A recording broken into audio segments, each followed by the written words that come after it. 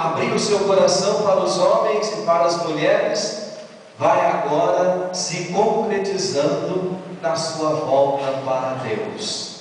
Jesus agora está junto do Pai, elevando também a nossa humanidade, dizendo-nos que, embora ainda sejamos falhos, fracos, pecadores, pobres, ainda assim Deus nos ama tanto que constitui ao seu lado um lugar para cada um de nós.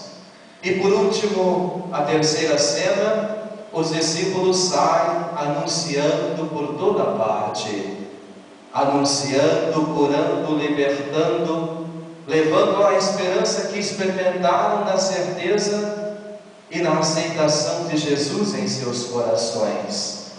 E aqui nessa terceira cena, a celebração de hoje retrata para cada um de nós com uma clareza imensa qual é a nossa responsabilidade: anunciar o reino, sermos discípulos de Jesus, romper com as barreiras, deixar de lado os preconceitos, amar mais, experimentar o sentimento do amor entre nós, porque se assim não for, nós não estaremos enganando a Deus de forma alguma, porque Deus tudo sabe, em tudo está e tudo pode.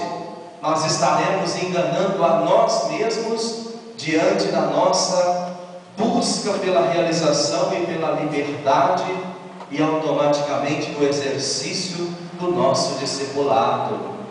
Se Jesus deixou para nós esta grande responsabilidade, eis aqui o grande questionamento que a liturgia de hoje nos traz: como temos diante das nossas ações anunciado o reino de Deus no mundo em que nós vivemos?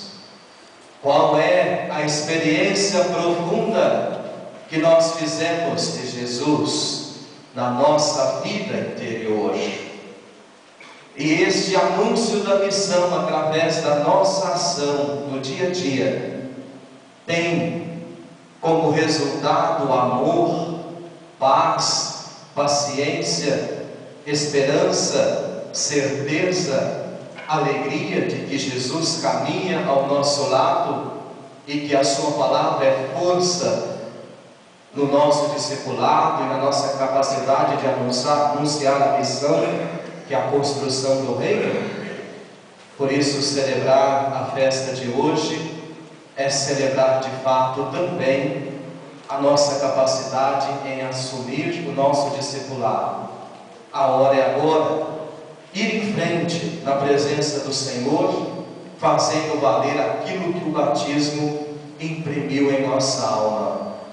Não espectadores da missão, mas realmente protagonistas, colaboradores de Deus, para que o seu reino seja algo concreto na nossa vida e na vida dos homens e mulheres de todos os tempos.